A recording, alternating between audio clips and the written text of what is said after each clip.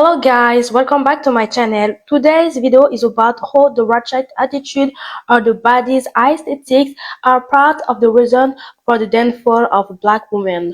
First of all, we all know the reputation of black women around the world, and we all know that this reputation is often negative.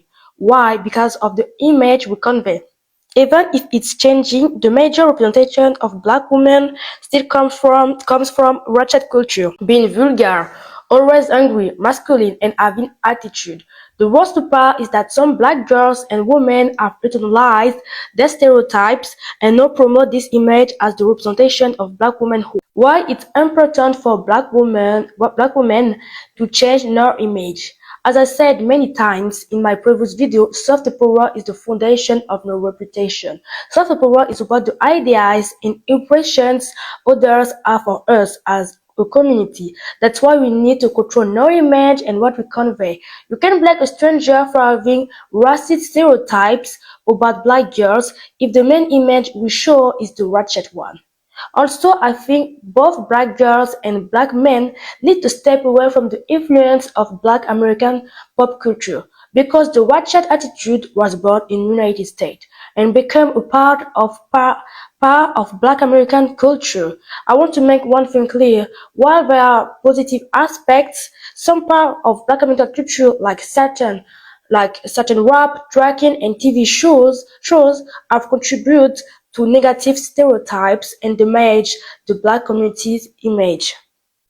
If you watch blaxploitation movies, you will see stereotypes coming from slavery and colonization that make the black community look childish or overly sexualized. The funny black guy, the hypersexualized black woman, the colorism issue where dark-skinned couples are never represented, and the idea that black love always equals struggle. Many of these values go against traditional African values.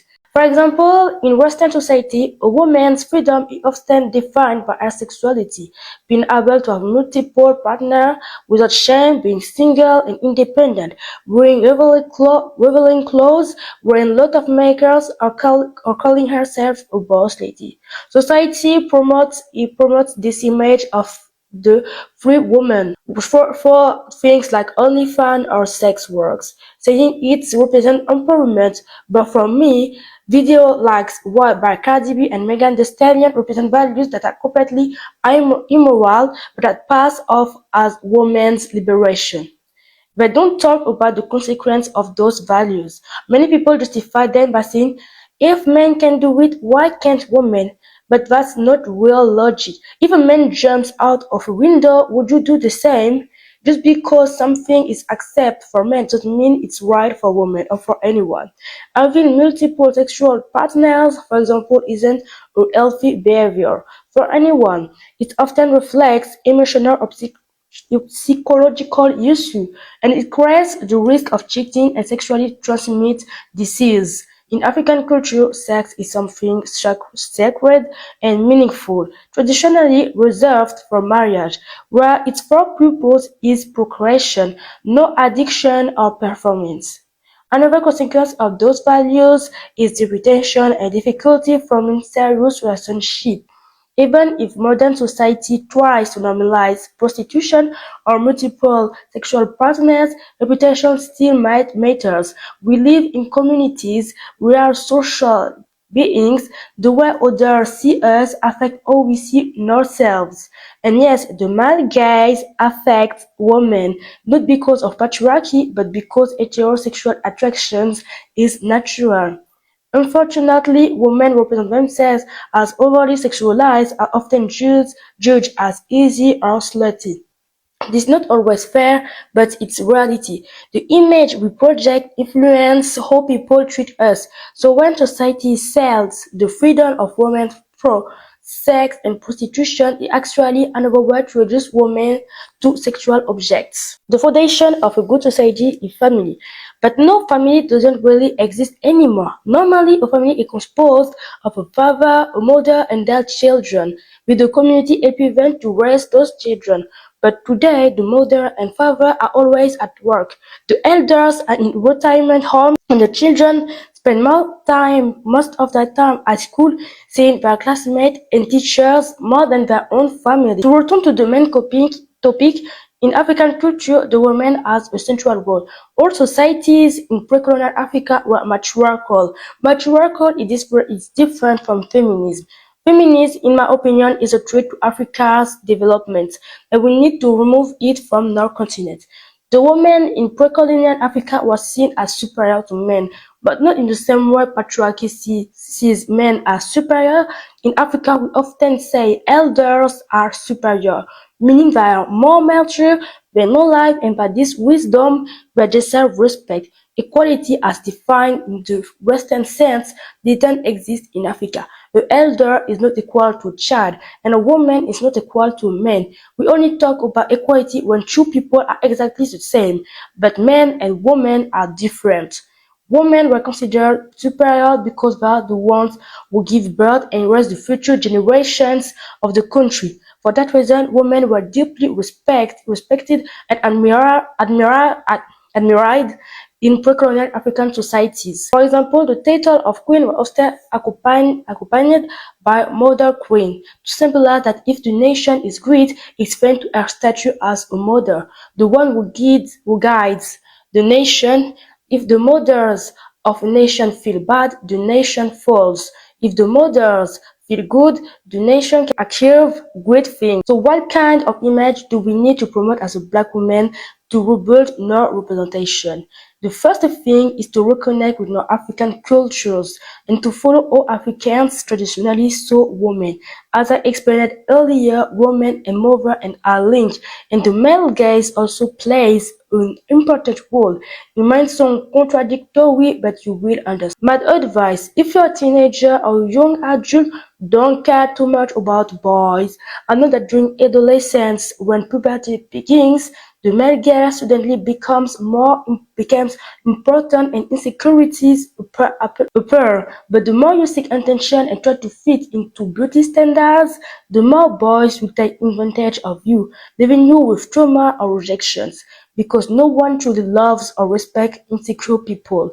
The less you focus on boy and the more you focus on yourself, on self-improvement and building projects, the more naturally you will attract the right kind of attention. I say this from my own experience. Another piece of advice for women.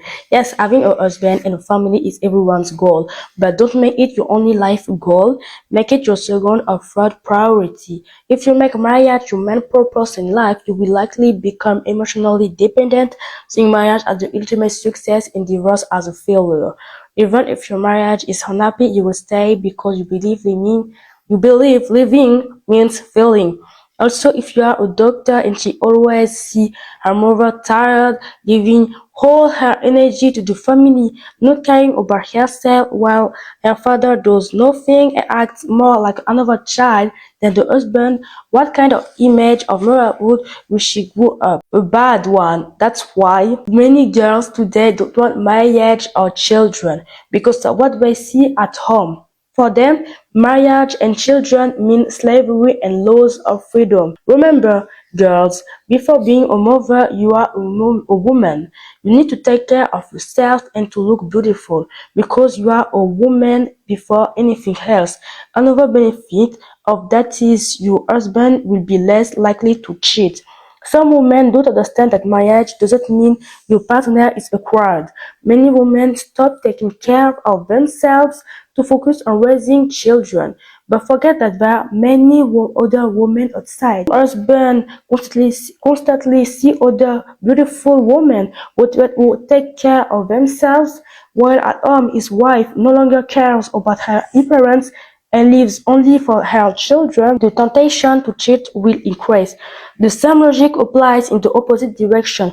What applies to women also applies to men. That's why even if you are children, you should have other goals. Your whole life should not revolve around your kids, only around your kids. I will just add one thing.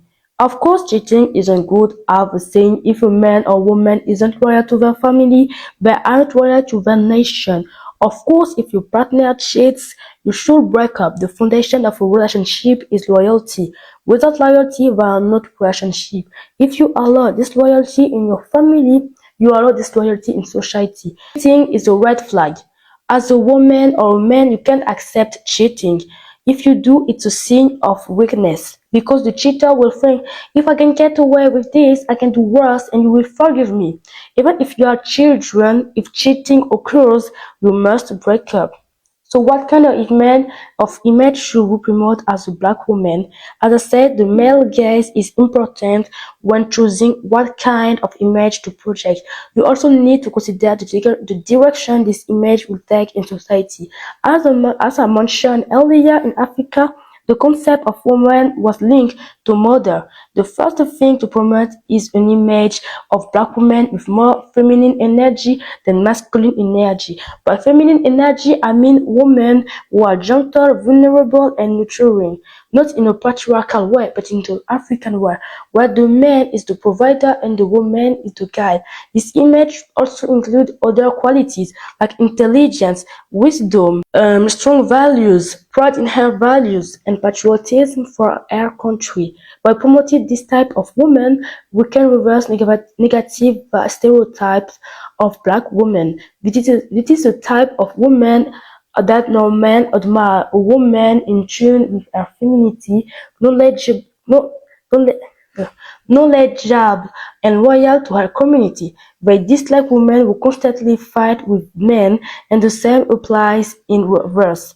Regarding clothing, we need to move away from outfits that hypersexualize the body. We should promote traditional clothing. Your body is a temple. You need to preserve it and not expose it to everyone. Furthermore, in Western society, nudity is often associated with sexuality. A woman who wears hypersexualized clothing or reveals her body will often be seen as a prostitute, because they are the same outfits that prostitutes wear. You could wear the same outfit and still be a good person, but society will make the association, but your brain will make the association automatically. It is not consistent with African culture. Nudity exists in our culture, but we do not link it to sex as Western society does. Since we are talking about the image that black women must project worldwide, we need to understand that in some societies, nudity is strongly associated with sexuality. So how we dress will influence how people perceive us. Some great examples of beautiful positive image of black women include Christiana, a beautiful black woman with natural hair who represents African beauty standards, Tatiana White, Eugenia Kelsey, Bantu Beauties Nation, and Kofi Cutie. The conclusion is at the end of the video. If you enjoy it, please like, subscribe, and share it with your family and friends. Let me know your thoughts in the comments and choose. See you in the next video.